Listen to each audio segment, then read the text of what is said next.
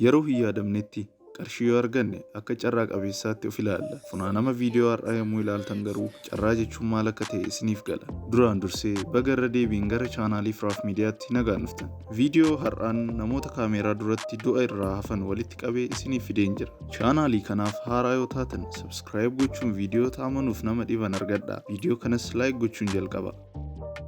Haadholiin kun dhimma waan qaban fakkaata. Garuu gara tokkotti qofa ilaalaa deemuun isaanii lubbuu isaanii dhabsiisee ture.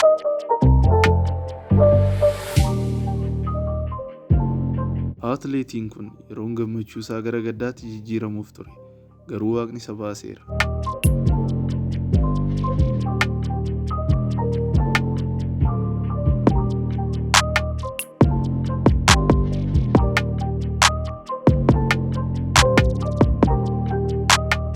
Mootarri kun dorgommiif waan qophaa'e hin fakkaatu. Shubbisaaf ragadaaf waan qophaa'e fakkaata.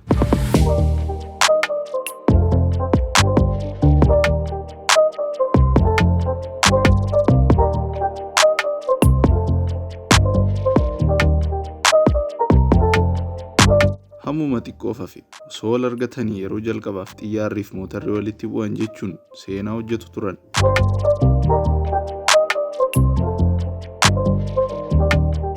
Kanas ilaala nama rukuchuuf deemu fakkaata.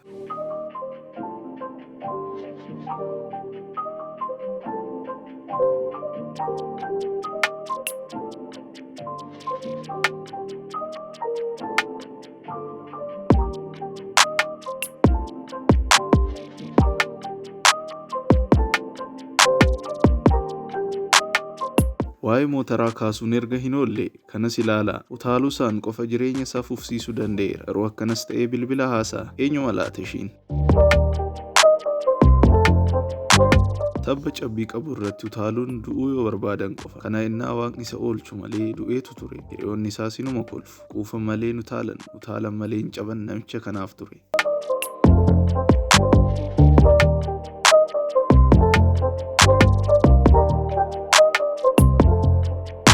Poolisiin kun carraa lubbuun jiraachuu lammata argate jechuun ni danda'ama. Leenjiirra osoo jiranii amma xiqqoof lubbuu isaa dhabee ture.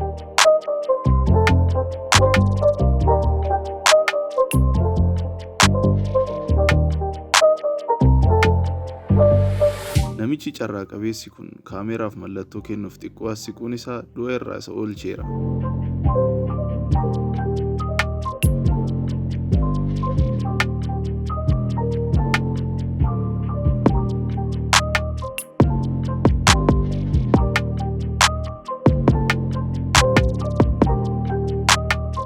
Namichi carraa qabeessa kana ilaala. Kireenicha jalaa akkatti hafe.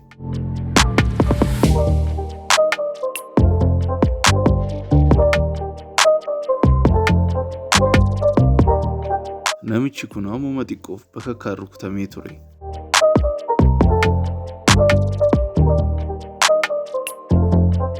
Tapha akkanaa wadaroo isaa malee yaaluun waan hin yaalamnedha. Garuu namichi kun carraa qabaaf erga fixeetti wadarichi hiikkachuu danda'eera.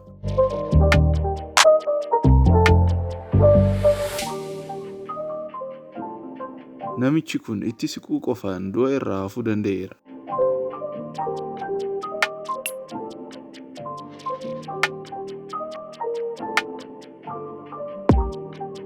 Ijoollee of biraa fageessuun waan akkanaaf akka saaxilaman gochuu danda'a. Konkolaachisaan kun osoo beekaa ta'uu baate mucaa rukuchuu ni danda'a ture.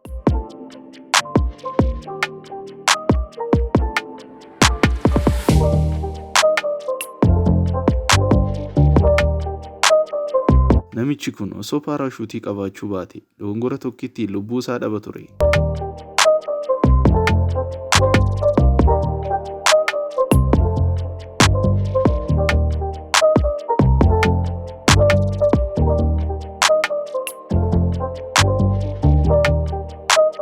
Al tokko bakakkaan humnaa ol bu'uu ni danda'a.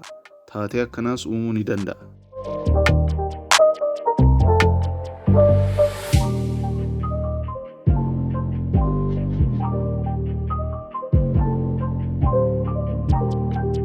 Namichi kun immoo xiyyaara kaasaatti addunyaa kanarraa ka'eetu ture.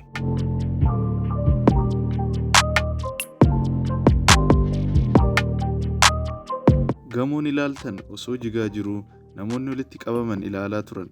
Garuu dhagaan achii darbatame namicha lubbuu dhabsiisee ture.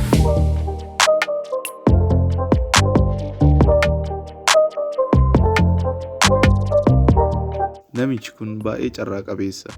Osoo xiqqumatti siqee jiraate mulluu ta'ee ture.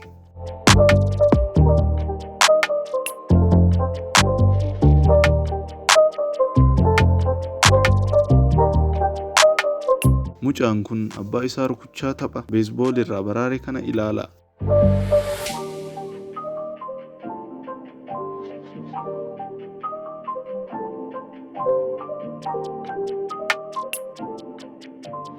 Osoo dorgommii irra jiru kaameraan yookaan diroon isa waraabaa jiru amma xiqqoo ofirratti bu'eetu ture.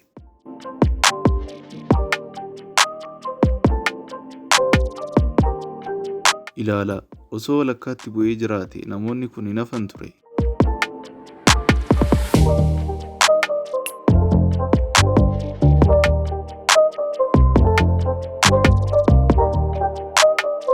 Mucaan kun seenaan hojjedhaatti hamma xiqqoof seenaa ta'eetu ture. Gaazexeessaan kun osoo waraabbii irra jiruu harka isaa bitaa xiqqumaaf dhabee ture. Viidiyoon keenya har'aa kana fakkaata ture. Yoo isinitti tole kan biraas nan hojjedha. Koomentii jalatti naaf barreessaa.